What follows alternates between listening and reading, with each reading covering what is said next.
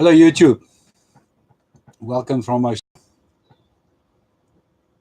I kind of like this going live uh, video streaming. Um, but yeah, the one thing that why I like it is it's less of a setup of my tripod and my camera and what everything.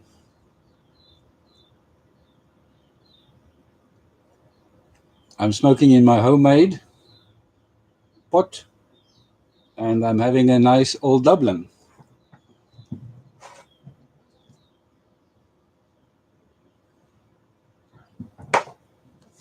So,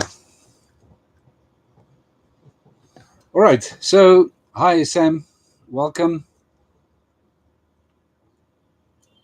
from Germany, I think. Am I right? Yeah. So today's topic is about who are you. I've done a series, and today I would like to talk about who are you. I'm reading a book about false self and true self, and things. Hi, Geek Piper. Hi, Missouri. Um, yeah. So the topic is you know how we see ourselves, and I will never forget. Hi, Dwayne Dunn. Welcome. I will never forget when I was in a session once where the guy started by asking us, "Who are you?" And everyone started answering, "I am a senior manager. I am a architect. I am a whatever." And after a while, he stopped and he said, "No, no, I didn't ask you what you do. I asked you who are you." So that's kind of the background of today's talk.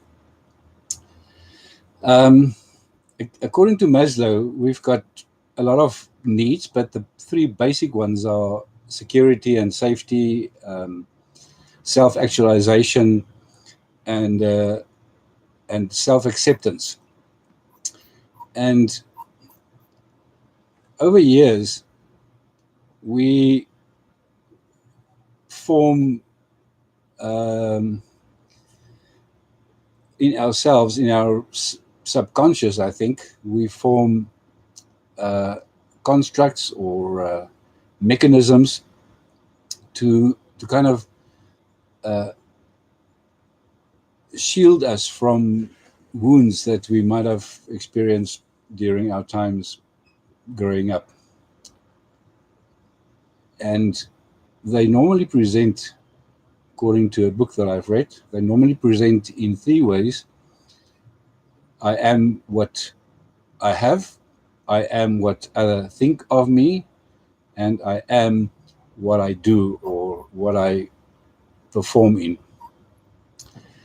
And actually, if you think about it, these are characteristics of a false self, or characteristics of the lie that we try, that our sinful nature is trying to portray to us, to say you are what you have, or you are what you do, or what other people think of you. And the problem is, funny enough, there will always be people that think less and think more of you.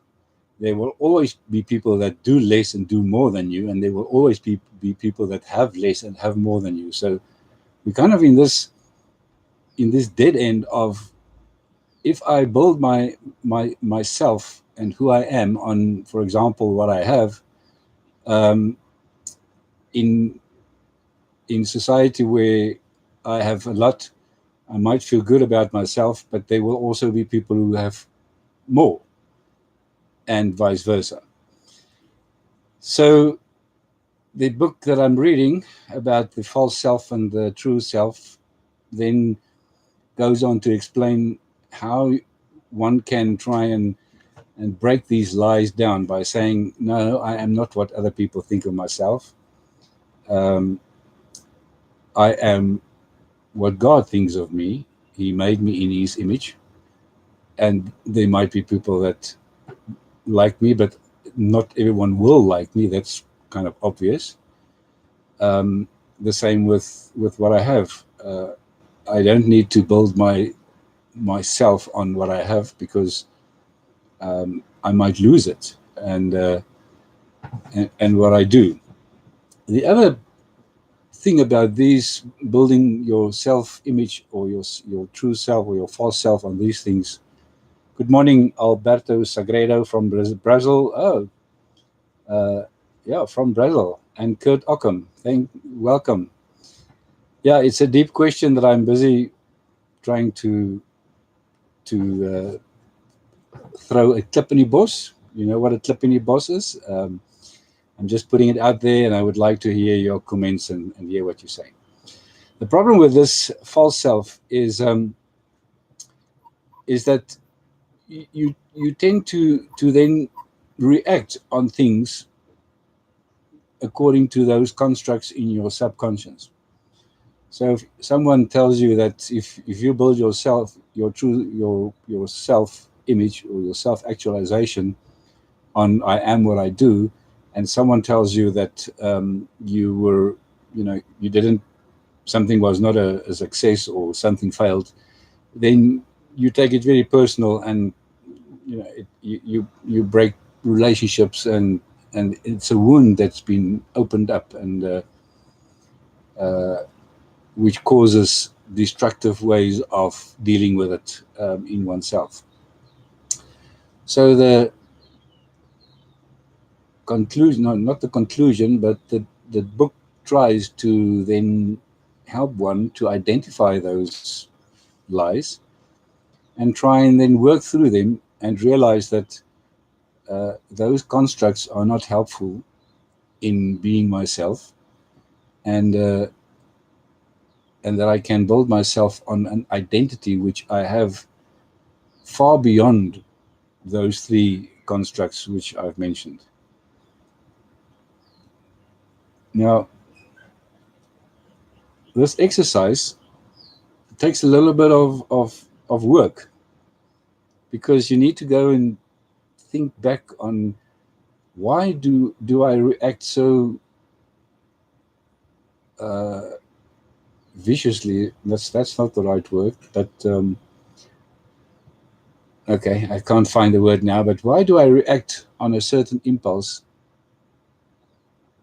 Is there something that that lies beyond the surface which makes me react like that? For example, I'm having some lemon. What do they call those things? Lemon, lime cordial. Yeah, lime cordial. Yeah, so it's quite an exercise to go through those things, because you need to go and think back on what wounds have you experienced. Oh yeah, I was busy telling you about an example. I remember that I was not a good student at school, so I always thought that I don't know. I'm in the less knowledgeable group of people, and I found that in my adult life, I'm trying to find out everything about a topic as much as possible, which is good, because obviously you then start knowing the topic. But the problem is, I get destructive when I dig in so much detail that I lose actually, the point of it all. And I found out that the reason why I'm doing it is because I want to prove that I'm not stupid, that I'm not in the not knowledgeable group of people. That's just a a quick example. There might be many more, but it's just an example of trying to get this topic running of what are the things that makes us think that we are what we do, have, or what other people think of ourselves. And is that true? Are we not much more than that? And yeah, Klipani Boss, give me your feedback. Tell me what you think. Who are you? Do you build your self-identity on what people think, what you do, what you have, or on something beyond that? And it's not that these things are wrong necessarily. It's just, is that your true self or your false self? And do you believe the lie that that is who you are? Yeah. So I'm still busy with the book, so I'm not finished yet. But good opportunity to just throw in the question. And as always, my YouTube community friends, you react and you comment, and I love it. And you don't always agree with me, which is cool. And you sometimes expose to me things that I haven't thought about, which is great. So that's it. I throw in this question, and let's see what happens with it.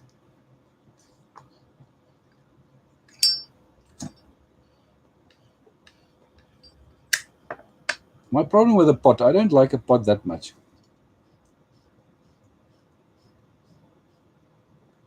Is that I like a chamber which is more smaller, can be deep, but the wide chamber thing, I struggle to keep light. A light.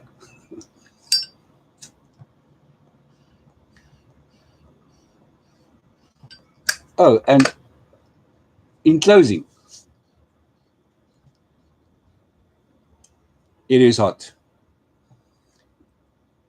Spring in South Africa has arrived 1 September, and I've said in the past, we've actually only got 2 seasons, winter and summer, because the others are either cold or hot. And again, it is 34 degrees today, which is supposed to be springtime. Summer only comes in 3 months' time. It's hot. I am sweating as I'm sitting here, but I love it. And I've had my first swim already. Swim, in Afrikaans, swim. Swim. So yeah. Sam, Geek, Bizori, Dwayne, and Kit, and Alberto, thank you for joining in on the chat. And if you want to participate in this discussion, just throw in your comments.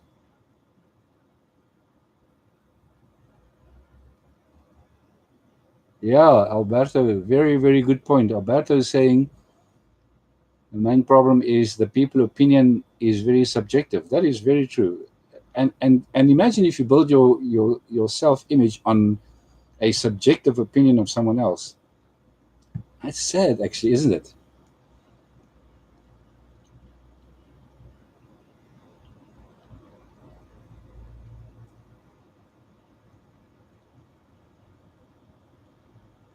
All right. So with that, on that note, friends, I'm going to greet you and say goodbye and enjoy the rest of my pipe.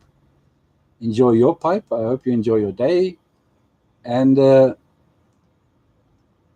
I'm looking forward to your comments. See you soon. Thank you for watching, and thank you for joining, all of you, on the chat. I'll see you soon. Bye bye.